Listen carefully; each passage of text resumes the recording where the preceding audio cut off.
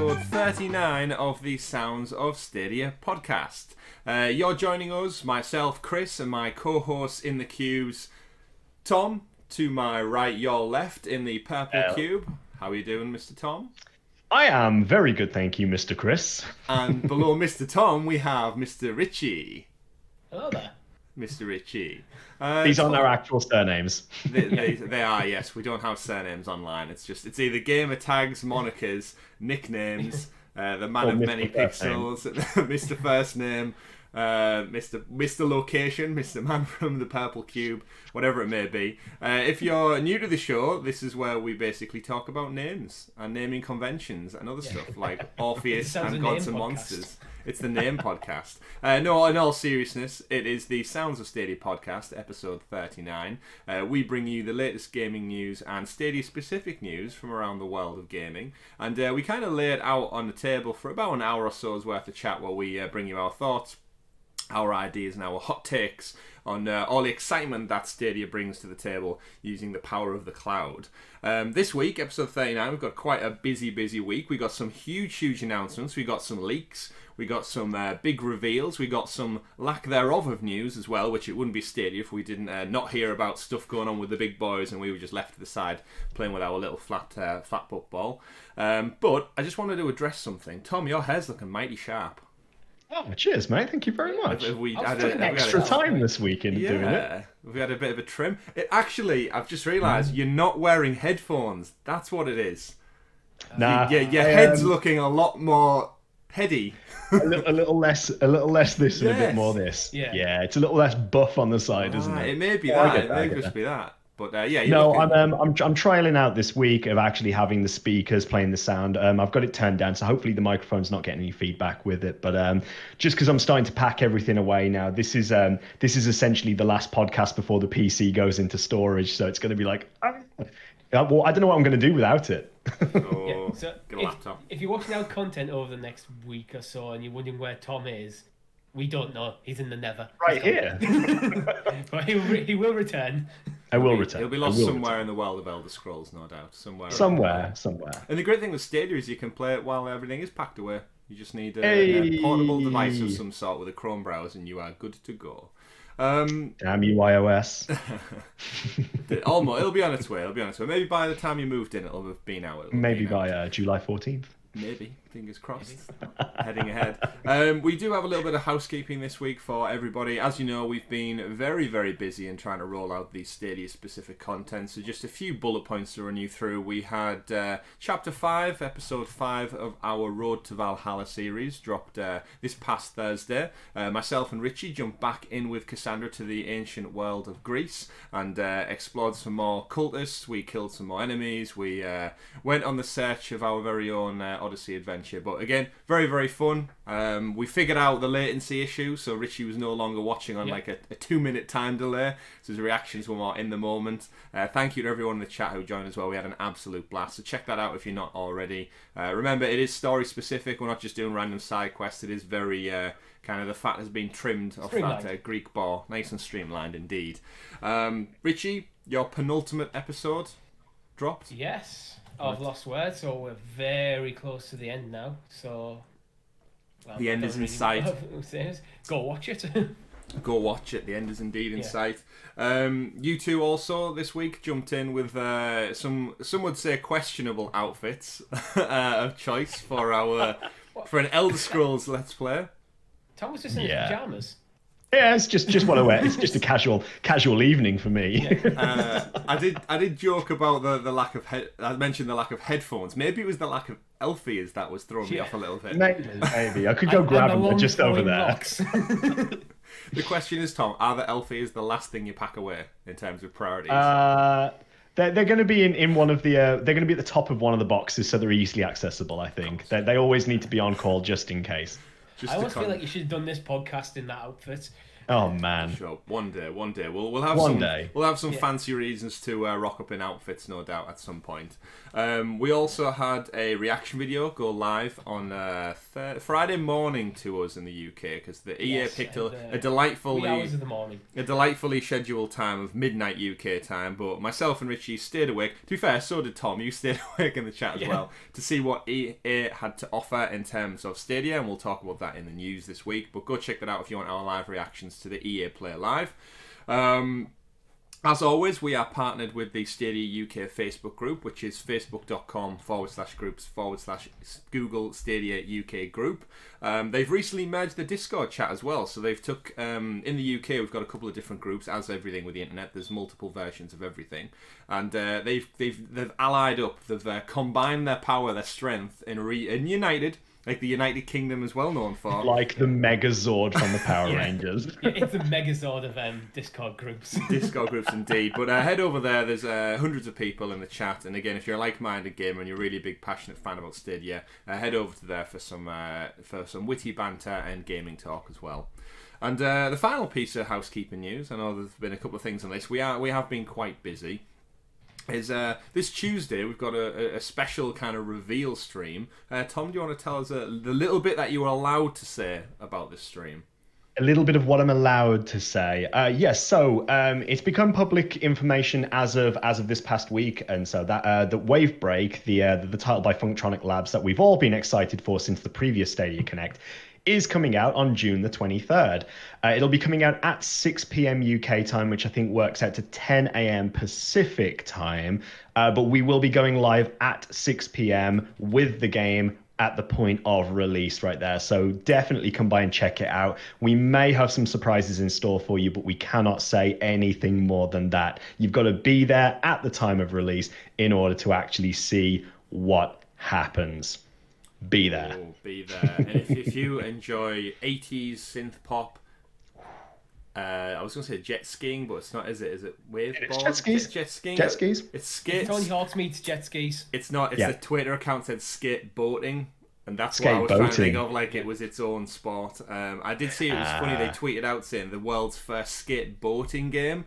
And someone replied to them saying, there's already been skateboarding games, and all the comments on it were just read it again, read it again, read it again. It didn't say skateboarding. Proper facepalm moment. Yeah, that it was is, like, isn't okay, it? okay. I can't believe I did that on the internet. I did have a laugh. How would you just assume that a development company is never heard of a skating game? naive enough to just be like, I'm interested in skateboarding. Yeah. I wonder if there's any games out there. Nope, I'll make one. Yeah. Tony Hawk's, that's just about falconry, right? something along those lines. Yeah. But yeah, so check out that on Tuesday. It's going to be very, very fun, and it's live. It's kind of world reveal as well. So we're excited World to play. premiere. World premiere. I said that a few times during the EA Play. But yeah, so quite a busy week going forward. We probably inevitably will have another Assassin's Creed stream somewhere in there as well. So keep it locked to our page. If you haven't already, like the video down below. It means a lot to us. And if you click subscribe, more importantly though, you are kept in the loop with all this news. So over time, I won't need to give you a rundown of all of our housekeeping week in and week out because you'll already know it because you click that little bell down below. So go do it. Help a brother out. And it really helps us grow the channel and bring you more content, so it's very much appreciated. We also have, speaking of support and content as well, we've got a massive Patreon shout out to two of our newest patrons this week. We've got Michael, not to be confused with the other Michael in the group. Again, we'll keep your surname secret for now. Keep it secret, keep it safe. And we've got Tom as well. Not Tom to my right, your left. That would be a bit odd if he was just... I suppose, actually, if you donate to yourself, you're just kind of charging yourself tax, right? for unnecessary reasons. This loop of financial decline. Yeah. Slowly chip away at your own finances by self-support. Yeah. But massive thank you to you guys out there. We've got a growing Patreon support, and it really does warm our hearts when we see people subscribe, when you leave your comments and questions for the show. So if you do want to head over, patreon.com/Sounds of Stadia, where essentially you can write into the show with your topic suggestions, questions for the podcast. You can jump in and play games with us as well, and we've got a couple of different tiers starting as low as 78 British pence and $1 for those of you stateside. So go check it out. If you're a big fan of our content, we'd love your support. And we do this as a hobby, but any extra generosity is hugely, hugely appreciated. So thank you very much. Less than one of these. Less than one of these. Wow, I haven't actually seen I love that. physical money in so long. Physical currency for quite some time. I can't get the focus on that, but hey, whatever. Tom is holding up a £1 coin for those who are listening. Yeah, sorry, audio listeners. Yeah. What does a £1 coin sound like, Tom? What does it sound like? If it was to make a noise like a Pokemon, what would it sound like? What? Someone needs to get some more sleep. Flabbergasted. I've had Let's plenty not of sleep. do that. I wasn't staying I up haven't. playing The Last of Us till the early hours of the morning. But we won't talk about that. That's spoiler-free territory. And also PlayStation territory. So we'll keep it focused and locked to Stadia news by getting the ball rolling with Tom.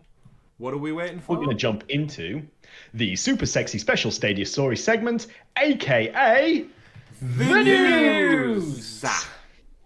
Lovely, beautiful. AKA Finger the guns. news indeed. Right off the bat, let's come out swinging. We've got some massively exciting news for you all this week in the world of Stadia specifically. In amongst this summer of Game Fests, summer game show, I can't think what the other names are now. Ubisoft Forwards, EA Play Live events, indie showcases, Sounds of Stadia Summer of Gaming, podcasts. Summer Game Fest. Yeah. What possibly more could you want added into the mix? I'll tell you what we want. I don't know, Chris. What we really, really want. We want... I don't know why I went there. That's terrible. I do need more sleep, it turns out. Or do I just need more spice in my life? What we've really got is a Stadia Connect was announced. Another Stadia Connect, the long-awaited return, is coming 14th of July, boys and girls. Yeah, baby! 14th of July. Now, obviously, there's not much to say about this for now. It's just a date and a location. However, what this means is, one, you're going to get some predictions from us closer to the time. We're going to theorise and put our tinfoil hats on, our hopes and dreams. Will they come true or will they be dashed on the 14th of July? We will find out. Gentlemen, excited for this? Yeah, I think the thing I'm most happy about is actually that we know the date in advance, which is something I've been critical of Google over with dates between games and conferences, not knowing when they're going to turn up and then suddenly they're there. Shadow So now drop. this giving us this date right, basically 1 month in advance, now means people aren't going to be speculating when it's going to come and getting in their heads going, oh, it's definitely going to be next week, definitely going to be next week, then getting annoyed when it doesn't happen. Yeah, I just got to echo what Richie said pretty much there. We've got a month's notice on this time rather than perhaps a week or 2 weeks I think we had last time. So at least it gives us time as a community to prepare, to speculate, to look at what's going on in the news right now, and to sort of just generate hype about it. One thing I think that the Stadia team does need to improve on is this repetition sort of thing. Like if you're aware that people don't know things, if you're aware that people are unaware, repeat it. Like if they get it out with notice a month in advance, they can do it every week essentially and just say reminder of Connect coming 14th of July, 14th of July, 14th of July, and then bam, here it is. You get more publicity that way, I think, as well.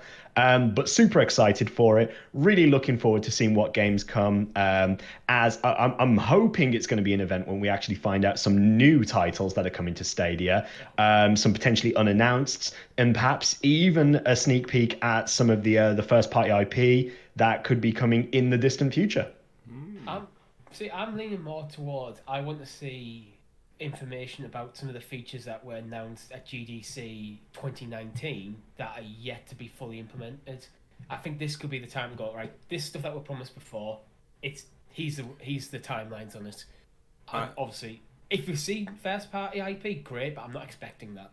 Yeah, so my guess would be, or my hope I should say, is that they keep it game focused. We've all watched conferences before where they get too tech heavy. I understand, I think, Richie, what you're saying is in terms of the features that they promise. I think they could maybe just have a quick like kind of fire round segment where they just say, here's SharePlay coming, here's this, and maybe entwine it in with the game. So like a game that's maybe due for announcement or release that showcases that feature, reveal the game alongside the feature and kind of go with that. I don't want like a 10 minutes of this Connect focused on, hi, I'm Phil Harrison, sat in my bedroom with a really poor green screen.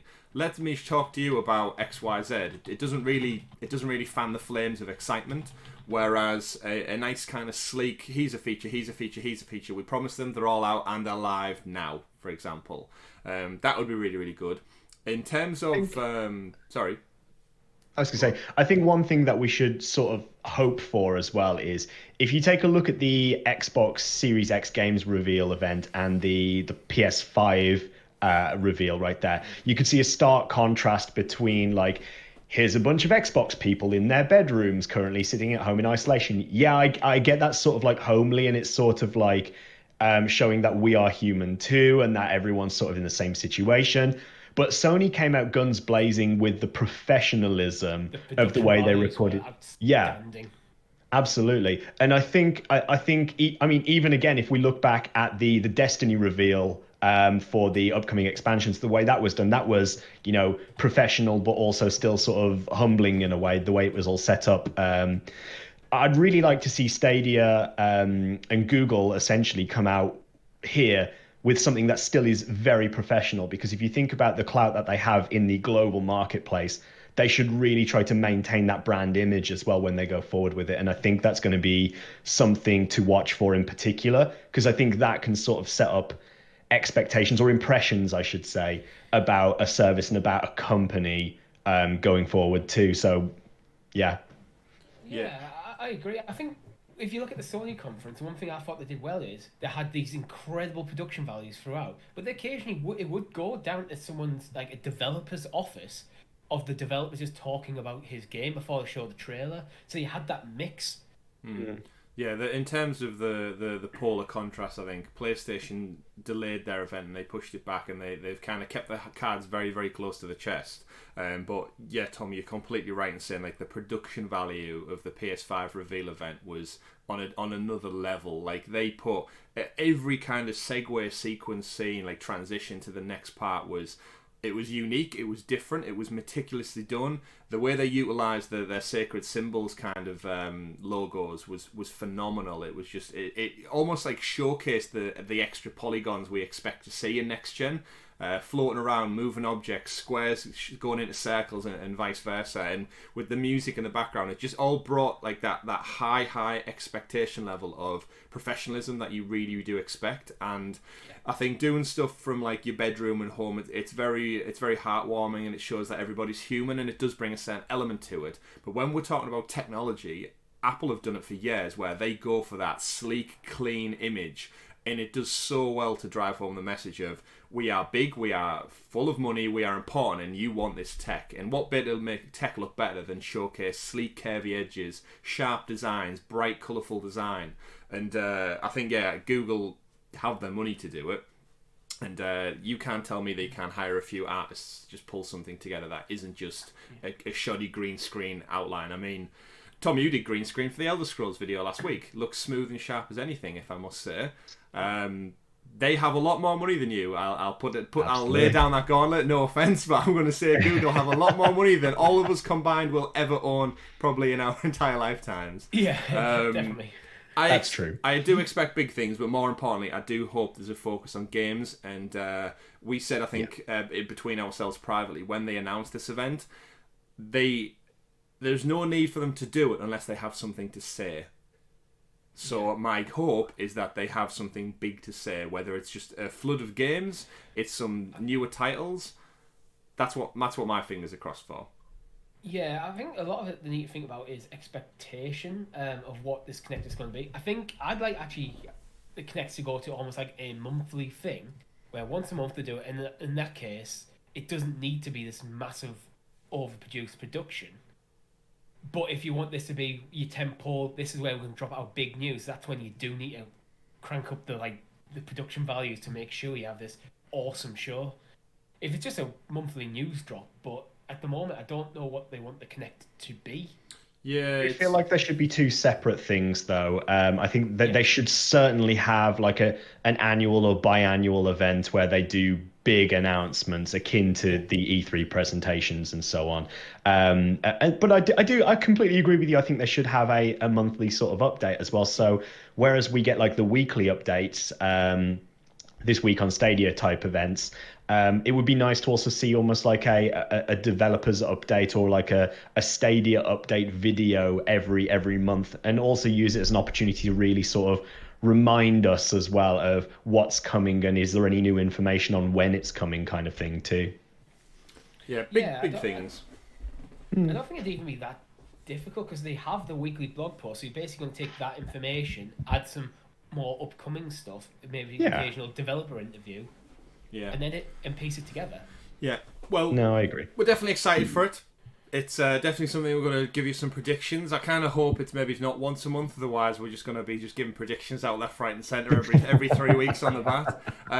But speaking of things coming soon, or should I say not coming soon, the second news story of the week, once again, Cyberpunk 2077 has been pushed back ever closer to the year 2077. We theorised and we talked and we joked and we moaned about the delay and such, because obviously a delay to Cyberpunk on most platforms, we can now, while it's fresh in our minds, theorise, does this mean another delay yet again to Stadia, or does it bring things in line with each other, finally? What are your thoughts on this one? So, they came out with a big yellow announcement, as they like to do on their Twitter page, and essentially it's been pushed back from September 17th to November 19th, which may be a little date that's familiar with you two guys. It was a little startup company launched their new cloud gaming platform, Google Stadia, back on November 19th. But, relevant for this chat, Cyberpunk, guys. What does this mean for Stadia, and what do we think about these constant delays? This is the third one right now for this game? Yeah, I'll tackle the delays first with a simple quote from Shigeru Miyamoto. A delayed game is eventually good, but a rushed game is bad forever. We've said that before about 77.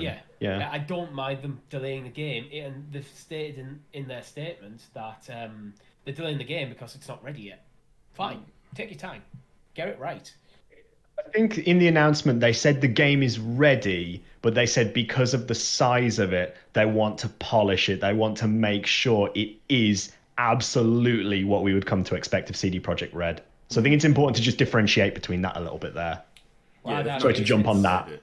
Yeah, I would argue that if you're saying the game isn't at the level where you want to release it yet, even if it is ready, then it's not ready. If it's not meeting your ready, it's ready, but it's not ready. It's the game is there, it's completed, you can play it. It's probably a very good experience, but it's not their level of quality that they expect from themselves. So that's why I'm saying not ready. It's edible, but it could do with a little bit longer in the oven just to crust. Yeah, you don't want your chicken to be raw.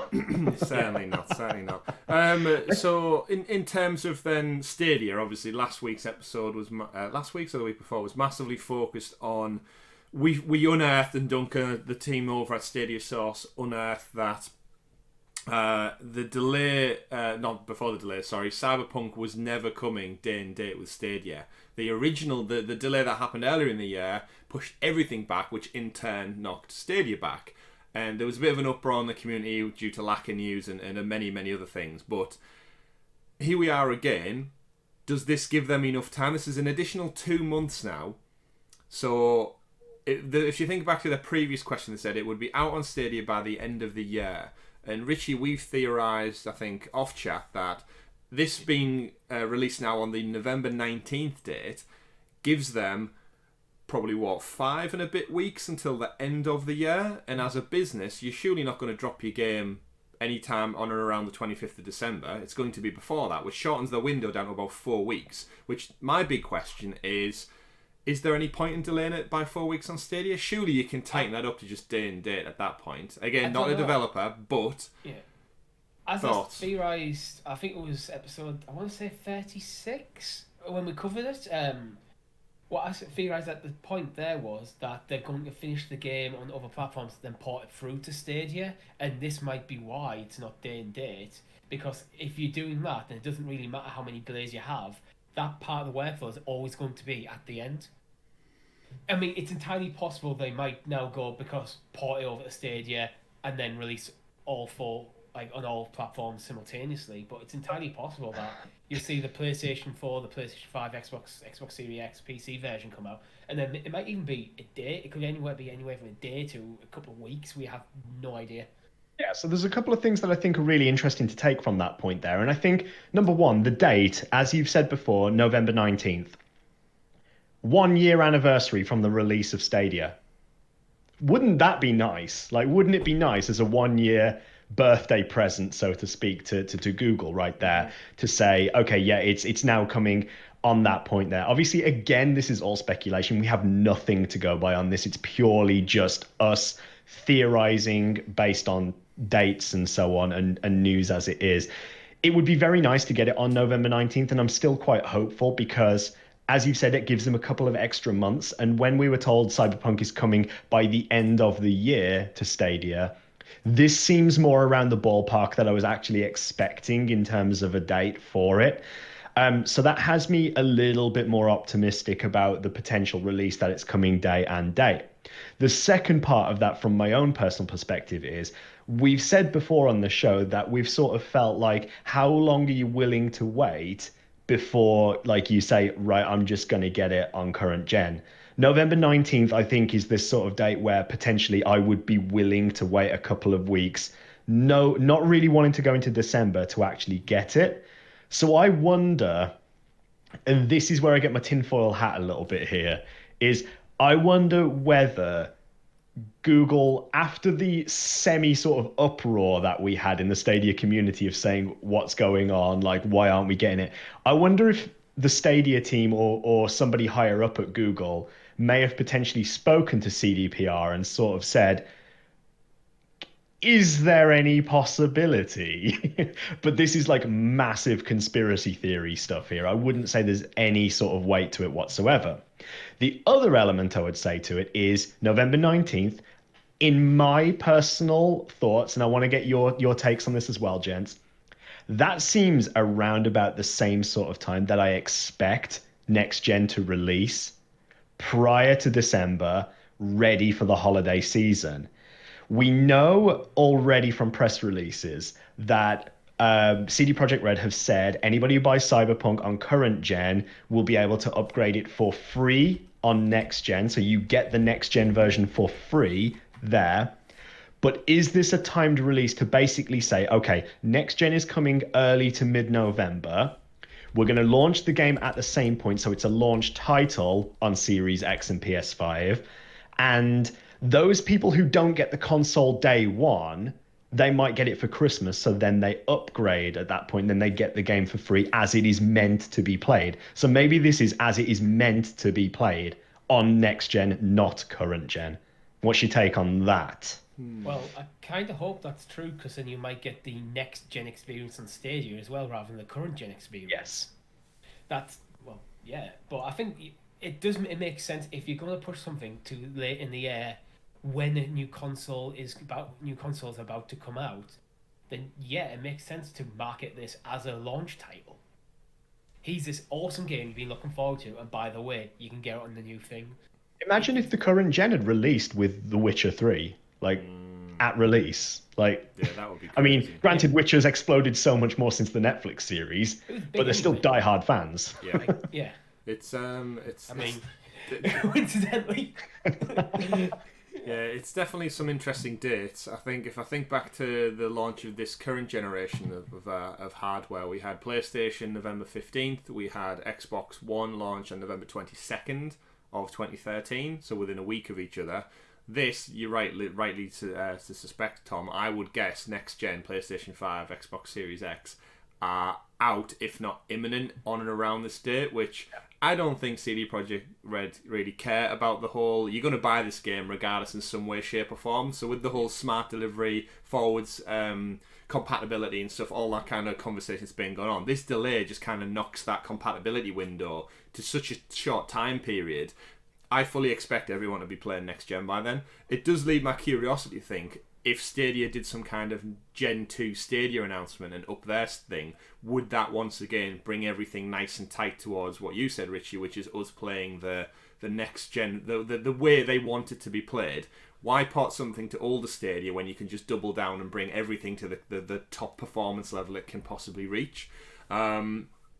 It gives me a ray of hope. It does really think that an additional 2 months, so close to the end of the year, gives them that opportunity window. Like you said, Tom, from the statement, the game is finished now. They're just doing polish. So surely, rather than just doing polish, it would make business sense to put some of your team onto the port to Stadia, if that is in fact what it ends up being. Yeah. I want to sort of also support your point there a little bit as well with Stadia Gen 2 potentially, like the hardware upgrade that's supposedly rumored in the background, or we know will hopefully eventually come. Stadia need to be mindful of not selling the product as current gen. With us moving into next gen, I think they have to be very careful about not being assumed as current gen, because that can very much deter people from getting into it as well, I think, with next gen looming and with all of the news about new titles coming out and so on. So I think they should utilize the impending release of Cyberpunk 2077 as an opportunity to basically reinforce, we are here, this is what we can do in terms of the hardware forever. Yeah. Forever. It's all about that messaging, isn't it? Because we've mentioned infinite times on this show the barrier of entry. And the barrier of entry is going into potentially the biggest third-party game of the year, probably going to get many, many Game of the Year nods and nominations and such. Your barrier to playing this is you've got hardware that already exists in your house, and a laptop, a Chromebook, a compatible phone, because maybe even iOS at that point, Tom. But more importantly, you want to play Cyberpunk this year, you simply need $60, £50, whatever that may be, and you can play it in high graphic resolution and stuff without the need of dropping £500 on these new next-gen consoles, or buying the game on your old hardware, which is going to probably explode the fan in your PlayStation or something otherwise. Barrier of entry is huge, and this is the message that they need. You're right, they need to showcase that Stadia is ever evolving, always the future, and can keep up with these brand new expensive boxes that are going to start popping up in people's living rooms going into Christmas. Especially with digital only editions too. Oh yeah, it does. Especially with that. Too. I'm excited. Once again, I've said my intention was to always buy Cyberpunk on Stadia, but if they give me yet another delay, I mentioned to Richie as well, I think, on one of our Assassin's Creed streams, that if they come out now and say, oh yeah, that kind of by the end of the year piece that we mentioned, the delay has knocked that back into 2021. My worry would be now saying 2021 gives them another 365 days of wiggle room to play with. And all of a sudden, as soon as it's 2021, I just feel like that gives them the extra time to then push it back to April, then push it back to May, and then we end up getting it in like middle of summer 2021. I hope not, but I think that's more problematic for me for Stadia rather than CD Projekt Red. Oh yeah, it's not their problem. Sell the game. But with Stadia, it's like now you're getting in. If you in that scenario, you're getting into January. What if it doesn't come in January? Then into February, and by that point, who's waiting till then? Yeah. When you've got probably a PlayStation sat downstairs. Like yeah, exactly. I wouldn't be. I'm willing to wait a couple of weeks to get it on where the platform I would prefer to play it. Yeah. But if I have to wait too long, I will play it on my PlayStation 4. I have no problems doing that. Yeah. It's going to be... I just hope it doesn't want one of them scenarios where we end up playing like the Witcher 3 Game of the Year edition for when you pick it up for like £14 on a Black Friday deal, because it's so far delayed from the initial launch. Everyone just buys the bundle with all the DLC and stuff included. I'm sure they'll sell gangbusters. And again, I'm super excited. I just hope we get... More importantly, due to communication, I'd like this message clearing up sooner rather than later. That would be my biggest shout to Stadia right now, the community team.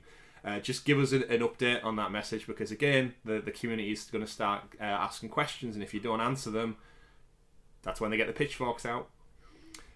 Speaking of pitchforks and anger towards massive conglomerate businesses, me and Richie reacted to EA Play Live 2020 this week, and to our disappointment, there was absolutely zero Stadia announcements. They did teasers. They did teasers a good couple of times. If anyone's not checked it out, EA went through the process of bringing a lot of stuff over to Steam and over to Switch. Now, both of those start with an S. So their tease within the show was, and we're really happy to announce it's coming to Steam.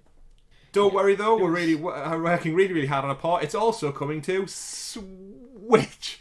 And it was just heartbreaking to just watch them reveals fold out in front of us. And it's like, oh, the way they hyped it up as well is bringing it to more platforms than ever before. Cross-platform, play with all of your friends on it. Your device of choice was their wording. So that just sounds like it's feeding into the Stadia conversation.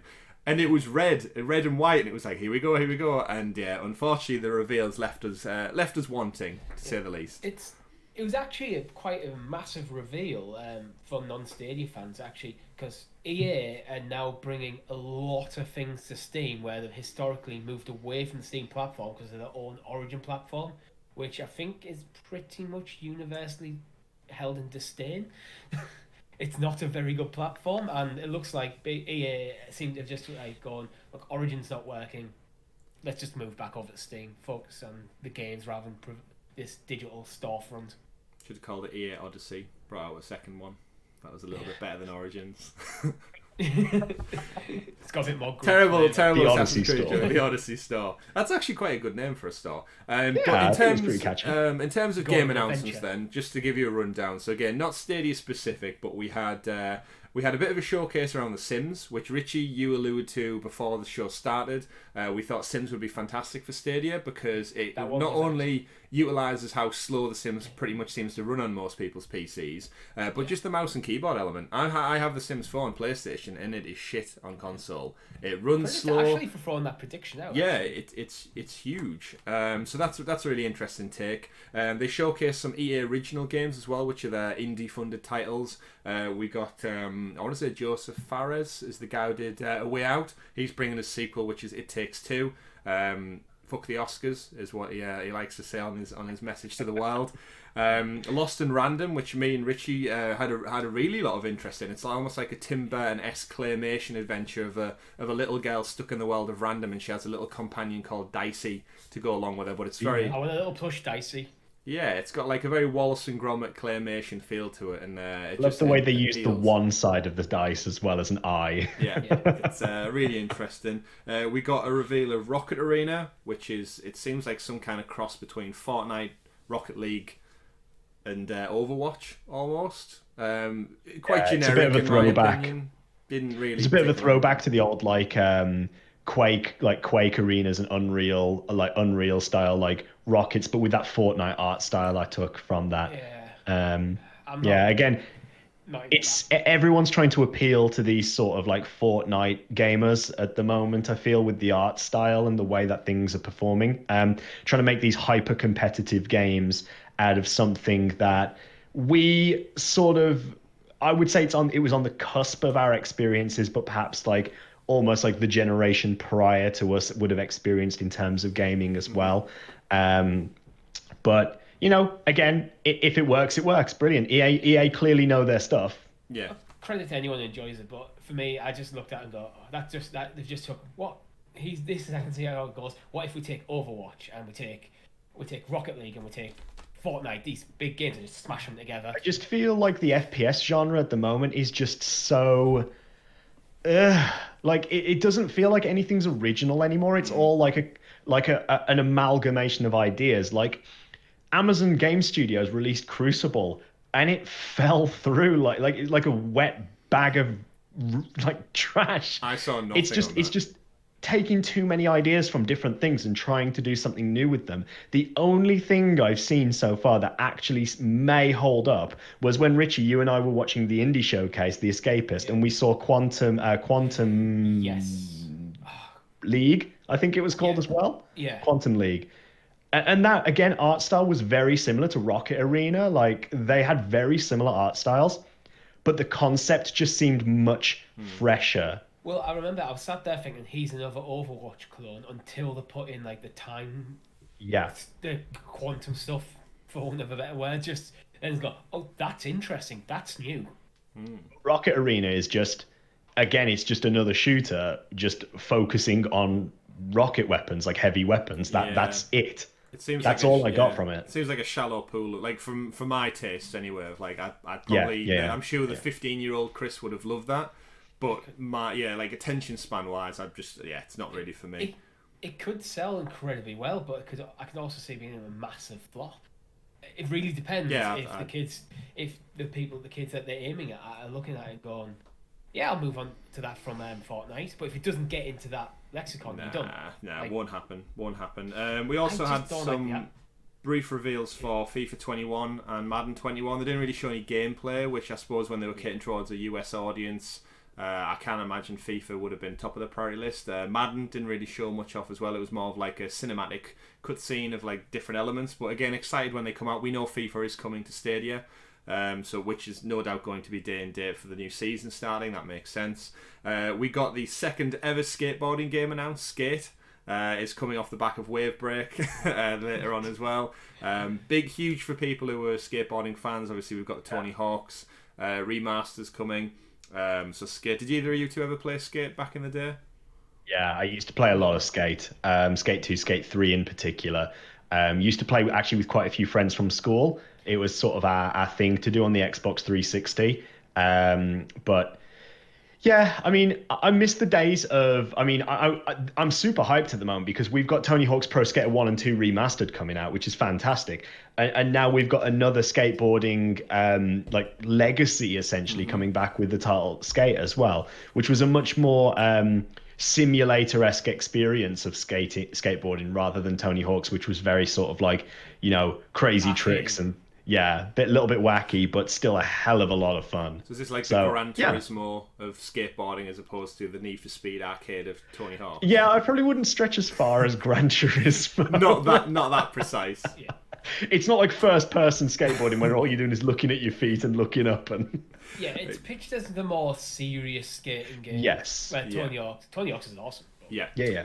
We also got a huge gameplay look at Star Wars Squadrons, which I am hyped for. The trailer was amazing. They showed off some gameplay. They've said it can all be played in VR, which I own PSVR.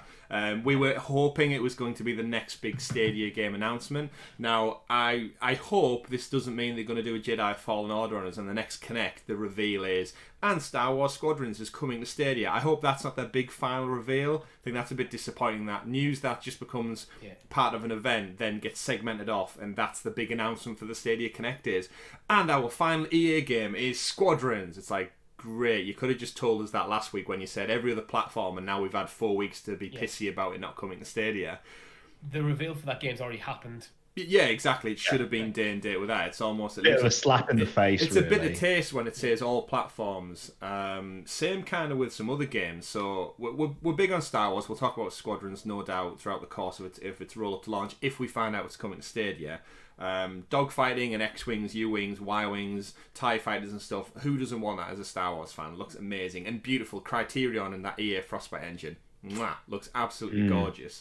There was a moment where they were just coasting across, like shooting across the front of a Star Destroyer, and I just thought, wow, I can in VR in particular, I just thought that would be so cool. We're talking about dream realization stuff here, where you can effectively feel like you're sat in the cockpit of an X-wing. Yeah, 100%. Like if they brought out a VR headset that was an X-wing pilot helmet, and then you got to play that in VR. Like the VR Star Wars Battlefront 1 had an X-wing mission where you flew around an asteroid and you shot down some TIE fighters and stuff, and it was everything the child version of me could have dreamed with when growing up with Star Wars. Yeah, give me that X-wing or that TIE Fighter Squadron helmet with VR built in. And just put me in there. Yeah, blast the shield down. And that would just be phenomenal. He switched off his targeting computer. I don't need it. I've got my gamepad controller, all my Move joysticks ready to go.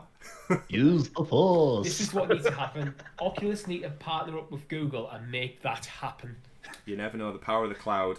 But then finally, our kind of topic that I want to bring us on to, mostly when it comes to EA Play, is the reveal for Apex Legends. So me and Richie, we've dabbled in Apex Legends a little bit. Tom, I don't know if you've played yourself amongst your other friends. Quite a fair bit, actually. Fair bit. Yeah. Excellent. PC. Amazing game. Very quick sharpshooter. The ping system. The teams of 3. Very action oriented. Super fast. Takes a lot of Titanfall action and kind of amalgamates it into a shooter.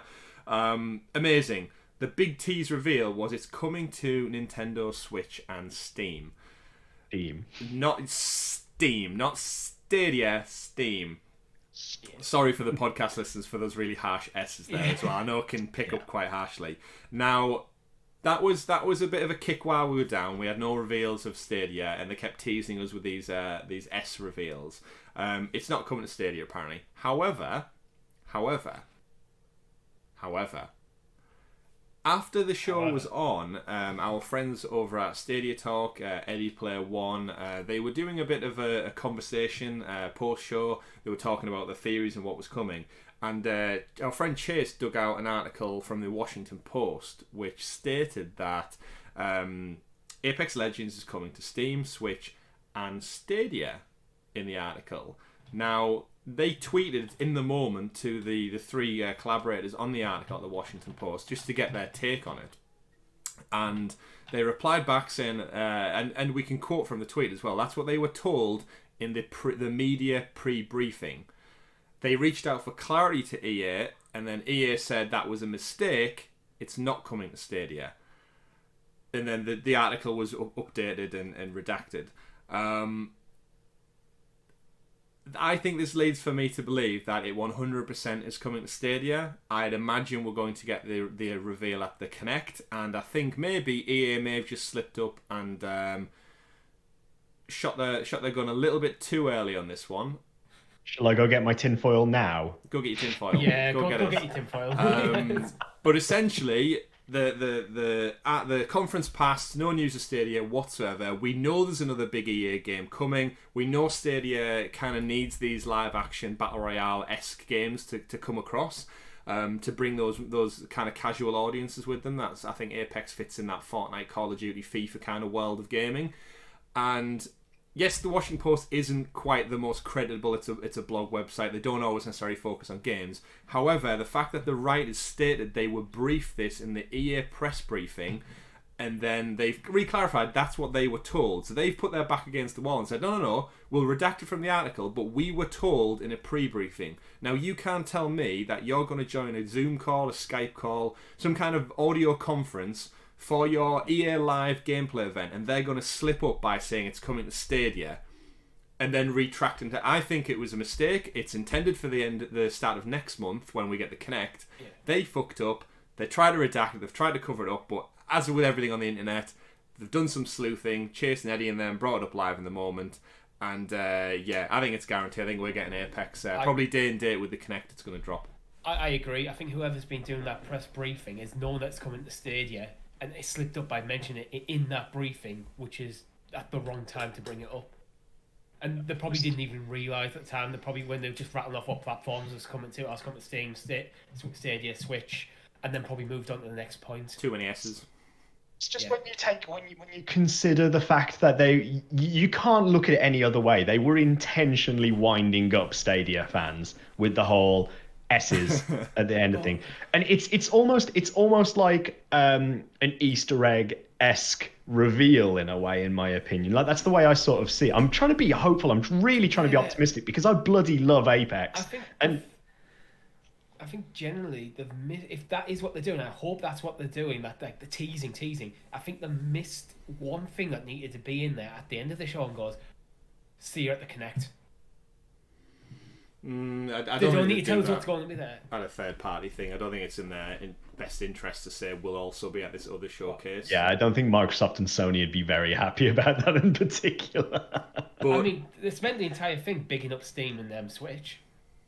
Yeah. So I don't feel any different than that. Look, if Switch can play Apex, Stadia can play Apex. Oh, yes. Yeah. That was the biggest kick, I think. Such a lower, like, again, no disrespect to the Switch. I have one; it's amazing, but it doesn't quite run AAA games at the best fidelity, the best speed, the best graphics, just on account of its hardware limitations. They've got a very niche market carved out for them, Nintendo, and the fact that they're getting games like this is a massive testament to the pull power that Nintendo now have. We remember the Wii U, nobody third-party supported that bastard. That was just like left out in the cold to die. And it did, deservedly so, because it was your shit console, bar a few great exclusives, which have now been ported to Switch. There's no reason to own a Nintendo Wii U at this point, other than as a collector's item. It just felt like a bit of a filler console, really. There's a couple of games I think that are probably there on the Wii U that probably got overlooked. And they've all been ported to Switch. Yeah, not all of them. The good ones have. Things like Wind Waker isn't on Switch. Isn't it? Nope. Not was that on Wii U? Yes, exclusively. To the Wii U. Ported to the Wii U. Yeah, it was a GameCube game, but remade. There you go then. For Wii U. Should stay on the GameCube. The purple box. But in terms of this, then, yeah, Tom, tinfoil hat. Do we think it's coming at the Kinect? I can only be optimistic about it because, again, it's on my list of things I really want to come over. Like, I had so much fun playing PUBG and getting into it with you guys and doing the Content Creators Cup, but I have, like, Apex is on a whole different level for me. It's just, it's up there on a pedestal right now, and if it came to Stadia, yeah, I would be absolutely all over that. It's a free title again. It's just, you get your season passes. There is, there are cosmetic unlockables and so on for it. It just, again, it fits into that sort of dynamic that we're starting to get more familiar with on Stadia. And I do think, like, making it that much more accessible for people too would be a bloody good move. Yeah, I think it's the perfect game for the Content Creators Cup Round 2. Absolutely. I was just going to say, so what you're saying, Tom, is episode 2, season 2 of the Content Creators Cup. Watch this space. We're going to watch the Kinect first. We do indeed. We do need to see. Speaking of things that are also going to come out, hopefully, to Stadia, and we know they are, we got the announcement that Crayta, the Fortnite-esque inspired Minecraft create your own world, create your own game, is coming July 1st as a pro game, as promised. So one of our pro games confirmed for July is Crayta. And we've theorised about this, but we're all excited because we want to make our own Sounds of Stadia game. And we want the community to let us play their games and jump in and basically see what the world of Crayta is about. Both hyped, excited for this one? Massively. I think there's a couple of things about Crayta that I'm really looking forward to. One of them is it's really going to sort of emphasize the potential of state share, like being able to create a game. And we've seen this showcased in videos where they've said they're going to be launching Crayta with the essentially like a beta, a soft launch of the state share feature on Stadia. So essentially, you can sit there in Crayta and create your own game, create your own levels and so on, and literally just take a URL, like a web link, copy it into chat. Like if we're doing a YouTube live stream or a Twitch stream, you could just throw it in there, or even on a YouTube recorded video, throw the link in underneath in the description or into chat. And everybody who's watching can then jump straight immediately into the content. And I think that is something to be really, really hyped for because you don't have that anywhere else at the moment. But also the opportunity to being able to have, for example, I could be sitting at my desktop computer right now and I could be doing some back-end coding of a game while you guys are actually on the console seeing those changes happen in the same sort of world, really. We can work collaboratively on our own little games and add our own elements, almost create our own individual levels with our own takes on it. Or you can have somebody sitting at a desktop who has far more accessibility to LUA scripts where they can really get behind the scenes of changing and tweaking the mechanics of the game. I think Crayta is one to be really excited for because, as I've said before, what better way to get games on Stadia than just create your own damn games? Like, there's no other way around it, really. Yeah, I 100% agree. I actually love the concept of these sort of games because I think they are so important for getting inspiring the next game developers. Yeah. Because I remember playing with things like the Age of Empires or the Morrowind editors and stuff, and it's like they're the sort of things that can really get people to go, actually, I want to do this for a living. My only downside about Crayta is I hate the aesthetic. I hate that Fortnite look. Yeah, I do get that. But it'll be interesting to see what sort of cosmetics we can get in game as well. So just to clarify here, we're getting Crayta as a free pro game. So that means to everybody who's subscribed to Stadia Pro, we get the title, we get access to it. However, those people who do want to get into Crayta but do not want to pay the monthly fee for Pro, you can purchase it. I believe the release price is going to be around $29.99, I want to say. And I think that is in US dollars. Not sure how it fully translates across.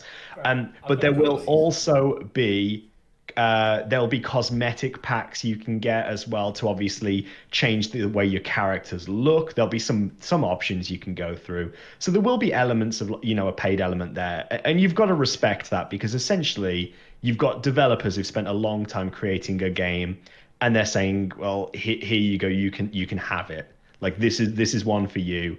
They've got to make a living somehow. So, I respect it. Yeah, I respect it. I'll just quickly clarify the pricing. Okay. The premium edition, which is the base version of the game, so calling it the premium edition, quite frankly, is just stupid and misleading, but that side is £29.99 or free on Stadia Pro. The full Deluxe edition, which is what you would expect to be called the premium edition, is at £49.99. You can upgrade from the premium to the full Deluxe for £19.99. Okay. Different. And I assume within that we get cosmetics. We may get more additional assets as well for the game to use as well. You get more. In stock, in-game credit right from the start, permanent XP boost, and some cosmetics straight up. Yeah. Thing. Yeah. And really, just to finalize on that, it is so accessible. Like, it doesn't matter what level of coding ability you have or creativity. It is so accessible, from whether you want to script things or whether you want to actually just take assets, like click from a menu and drag a block and just resize it. There's so much you can do with it. I'm really excited to get into it. Yeah, I think it's one of those things, if you've got that kind of creative flair, and sometimes it's a game in itself creating a game. Richie, when you mentioned there about Age of Empires, I have such fond memories of back in the day playing any kind of like RTS style game, Roller Coaster Tycoon. I remember coming back from Disney World, Florida, and there's a map on Roller Coaster Tycoon that you have unlimited funds, but the objective's incredibly hard to kind of counterbalance having unlimited money. And I remember coming back from Disney World, bringing back one of the park maps for the Magic Kingdom, and using that map as a kind of like guide work frame and recreating it as best as I could in Roller Coaster Tycoon. And I completed the mission for the first time ever in my childhood using the framework from that map. I remember playing like Age of Mythology and essentially writing my own campaign within Age of Mythology on like pen and paper, scribbling diagrams for fortresses and map layouts, and then making it in that world. And myself and my brother used to play them as though it was like our own homemade campaign using the assets of that game. And it's that stuff, like that creative element. That's fun in itself if you're that way inclined. And Crayta just can open the door for just hours and hours of like tweaking and meticulously changing and making something that is your own. It's so good. What's that inspiration? Like, it burns that fire, and that's what I love about things like this. Like, there are so many tools out there that have actually resulted in incredible games, like RPG Maker that you can get through Steam. That's gone through so many iterations. It's just a 2D framework essentially for creating role-playing games with tons and tons of assets. But there have been some brilliant indie titles that have come and done massively successfully through that platform right there. And hopefully we can get things like that coming through Crayta as well. It's sort of like the next gen version of that. And yeah, as you say, like, if that inspires the youth, like the next gamers, the next generation of gamers, if that actually builds up to some sort of critical mass, essentially, of being able to get people involved, then I am all for it. Absolutely, I'm with you on that. That's actually why I give them, although I hate the aesthetic, I give them a pass on it, because they're aiming at the next generation of game developers, to inspire people to come into the industry. Yeah. So credit to them for that. 100%. I'm really excited to see what the community makes, and people reaching out to us and saying, "Oh, please check out my game," and we can just jump in and then have a play around. So there's definitely something exciting there for like a live stream or a community play along, and we'll play your stuff on stream and that kind of stuff. But really, really interested, exciting for that. Next up on the dock, we've got some interesting money saving points. So we've got the Premier Edition on Stadia, kind of got like a stealth price cut. Out of nowhere, it got dropped down Premier Edition wise. So the £119 price tag got to drop down to, was it £89.99? I think I saw. Yeah, £30 price cut, which is fantastic. 20. Brings it under the £100 mark. So you get your Chromecast Ultra and your controller for such a good price. Like the Chromecast Ultra alone makes it worthy. £69 for the Chromecast Ultra alone. And stateside, that's $129 down to $99. And in Canada, you've got $169 down to $139.99 for the Premier Edition. So if you're thinking about getting Stadia with all the pro games still, if you listen to the podcast this far in anyway, you're clearly interested enough. So why not just take that dive? Use some of that lockdown money that you saved and treat yourself. Yeah, I'm actually very tempted because I've said before I do want another Chromecast and another controller. So I've been looking at the Premier Edition for a little while, but I'm holding off because of other expenses in life first. In life. I was going to say, even if you are one of the people who, one of the community who is already in Stadia, but you're using a computer, a laptop, or your mobile or something like that, and you want to get it on the big screen, so you can enjoy all your favorite games as if you were playing on a console, then I think now is definitely the time to do it. Like, grab yourself the controller and the Chromecast right there, and just see. I've said before on the podcast, my experience of Stadia has been vastly different between desktop computer and the Chromecast. I just think it's so much more optimized for it that it performs incredibly well. And that's not me shitting on it in the Chrome browser. That's me just saying that it is that much better on the Chromecast. And now you can tweak your resolution and everything for like your individual device. So that rollout came with the app update the other week. So now, when I play on my phone, I can have the resolution capped for frame rate and stuff, and then on the Chromecast you can crank it up with HDR and everything else if you've got a 4K TV. So the options for variation are huge, and what better chance to jump in with an amazing price like that.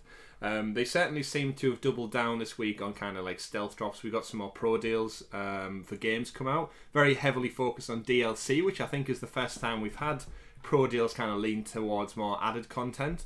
Assassin's Creed Odyssey Season Pass is down to £12.50. Very, very tempting for me, but I'm going to hold off for now because I don't know if I'm going to have the time to finish Odyssey and then play the DLC again. What version did you buy? Because I bought the Ultimate Edition, so I already have it. I bought the one that was like £12 something when it was on a discount deal. I didn't buy the deluxe edition because again I've already played and finished the DLC, so I was like, is it worth jumping in and buying? The Ultimate Edition is still up for grabs on Pro, £26.40. Other games, Borderlands and all the DLC is in there. The Season Pass has dropped down. It's only got about a £9 drop off, but it's all the Season Pass included.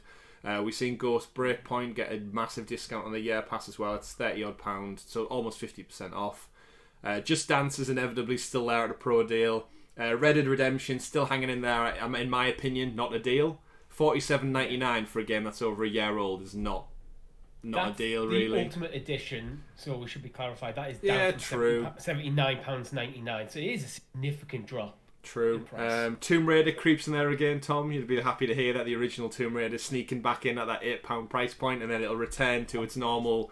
I'm just gonna come out and say it once again. At what point does a game get reduced permanently? It likes to flow back and forward to make it look like you get. It does.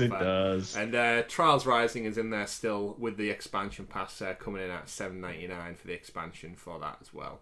So a couple of decent deals. No out and out standout ones. It's similar to what you've alluded to, Tom. It's kind of the same stuff rehashed. When they don't have anything to offer, they kind of just go back to the well of their old games and go, throw Tomb Raider in there again, throw Trials in there again.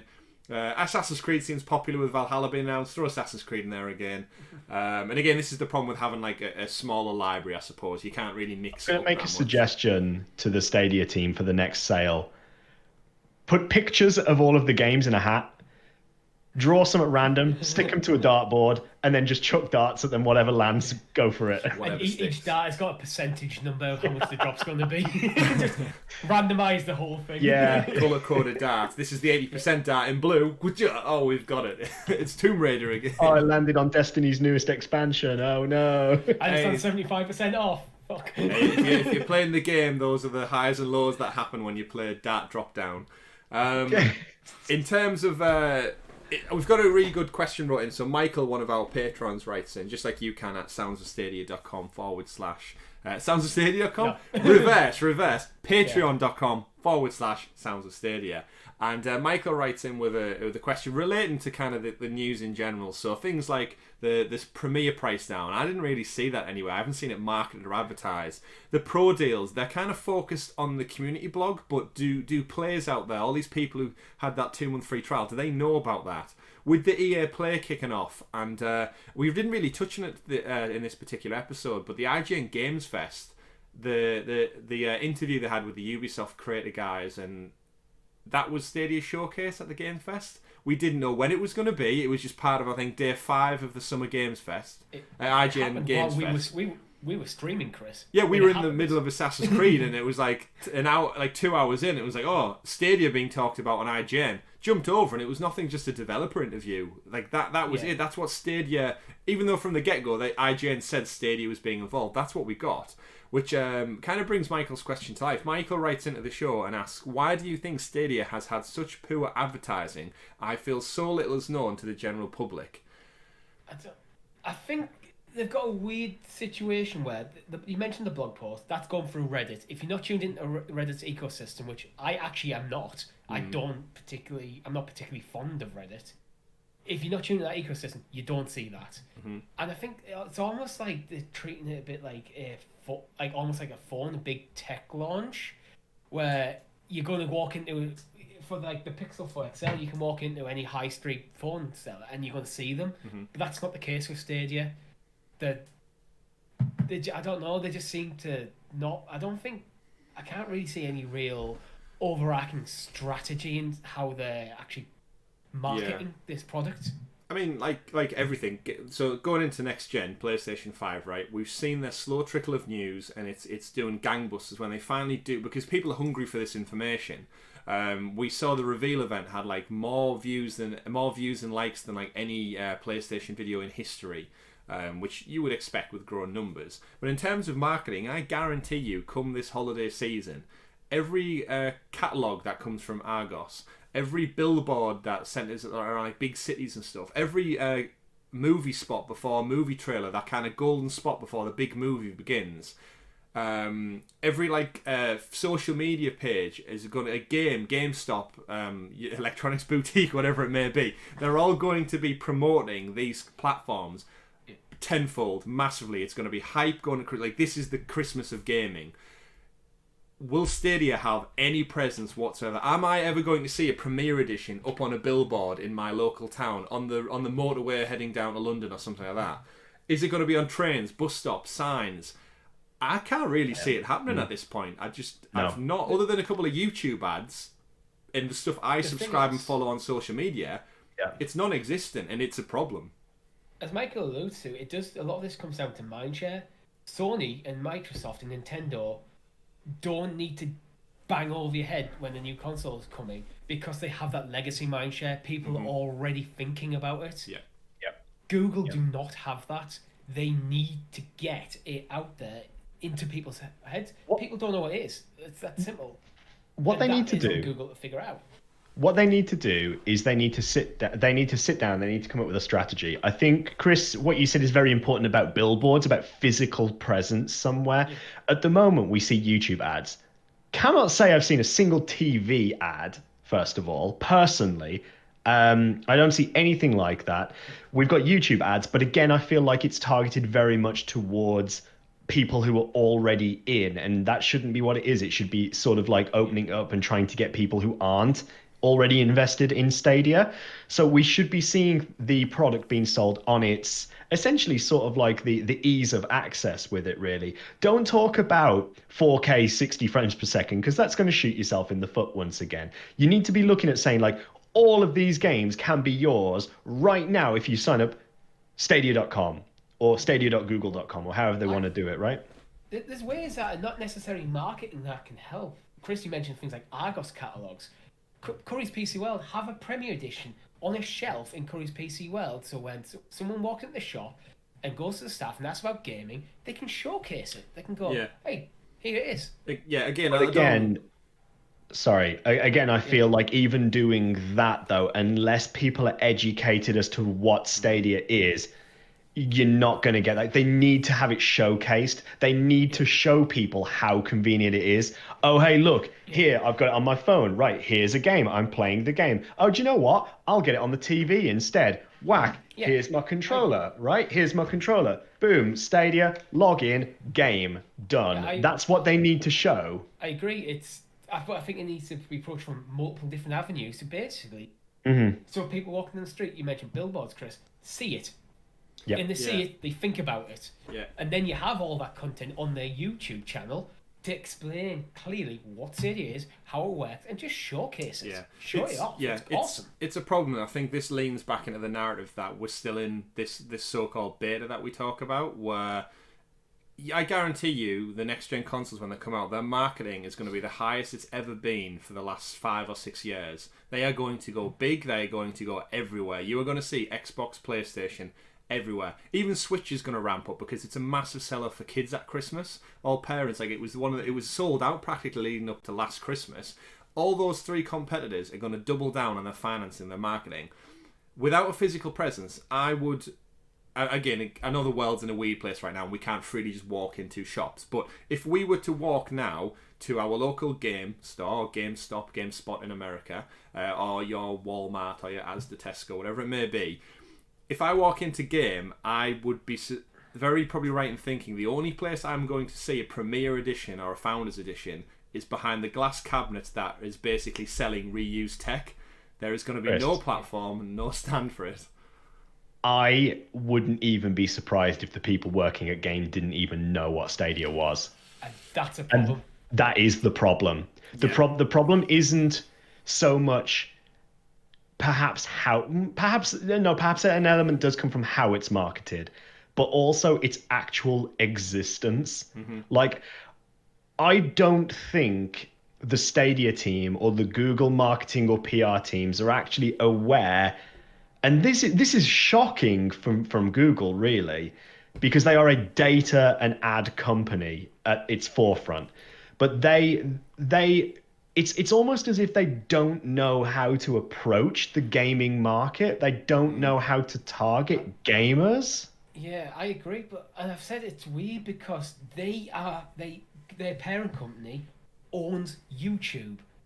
Look at the PlayStation event. That was on YouTube. You have that metadata.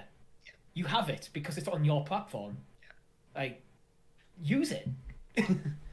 Someone needs to dig agree. deep and someone needs to roll out the banners and basically start shouting its praises, which is what makes me really think if they are going to look at forward to combating next-gen consoles and they're going to come out with, I'd like to think, Stadia Point 2, Generation 2, with all that improved server blades and such, which is going to leapfrog the PS5 and Xbox Series X. They need to come out with the tech, which they've already proved works. I've not had a problem. I've said I've not really ever come across a problem with Stadia in the 7-8 months I've had it now. Amazing. We've streamed it many times without problems. So the tech works. They need to showcase that, but more importantly, they need to get that presence out there, and they need to bang that drum as long as it takes. They need to dig deep and get it into people's mindsets and mindsets before everybody buys the next gen consoles, and then it doesn't matter. People have bought them. I'm not going to drop £500 on a PS5 and then look at getting another platform if I've committed to this one. This is the point where the needle tips. One final thought from me. When the price announcements come out for PS5 and Series X, Google need to counter market it. Yeah. They need to literally look at it and go, why would you spend £500? Why would you spend £600 when you can get the exact same games that are coming to these consoles? You just pay for the game. Yeah. That's what they need. That's something I think they need to look into. Yeah, and this is Yeah, something I where the completely agree. physical presence needs to happen. I need to be able to walk into my local game store and see some kind of area that has a bright yellow Stadia Cyberpunk's box with a Cyberpunk controller, a digital code inside to redeem the game, and that's it. And then it's priced there, Cyberpunk 2077, £120. And then you get people then questioning the game staff and saying, why is that £120 but the PlayStation's 500 and then the game's 60 on top of it? And then I might need an additional controller and internet, whereas you're saying I can get the same thing on that smaller box over there for like four like infinitely less. Yeah. It needs to be there to have that conversation in real life. If you don't have any presence in the shop, mums and dads, kids, no one's talking about it, and then it just disappears into the ether of the internet. Which unfortunately you can't exist without a physical presence of gaming. It needs that. The market is physical. It's been physical since its existence. Think about it this way: your mum and dad, you're buying a game for your kid. You're not really much on the internet. You don't. So you want to walk into a physical shop. You walk into a game in the UK, and you look around. You've got the bright blue wall for PlayStation, the bright green wall for Xbox, the bright red wall for Switch. Stadia needs to be there. In some way, shape, or form, they need to have a section of that store dedicated to their products.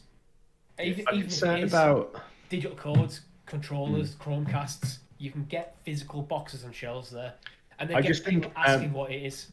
While I agree with you in terms of the approach to parents in the holiday season as well, the one other thing I would say is you almost have to be very careful about how you market to the parents as well, because I'm sure more often than not, we will have received some sort of gaming related present from a grandparent or a relative where you just sort of like you have to show you love it, but the reality is they don't know enough about it for it to actually be correct.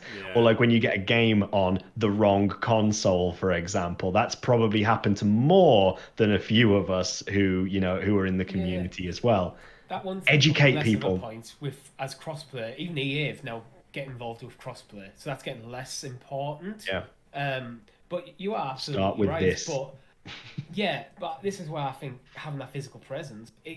Chris, you mentioned the people working in the shops not knowing potentially not knowing what Stadia is. If they've got an entire quarter of their shop dedicated to it, Tom, sorry, if they've got an entire quarter of their dedicated to it, they kind of need to know because they're going to get asked questions about it. And then it's on to you're putting the pressure onto like the shop owners to train their staff on what this product is. And then so they can sell it. Having worked in retail before as well, you just know for a fact that part-timer, 16 hours a week maybe, they only do 2 shifts.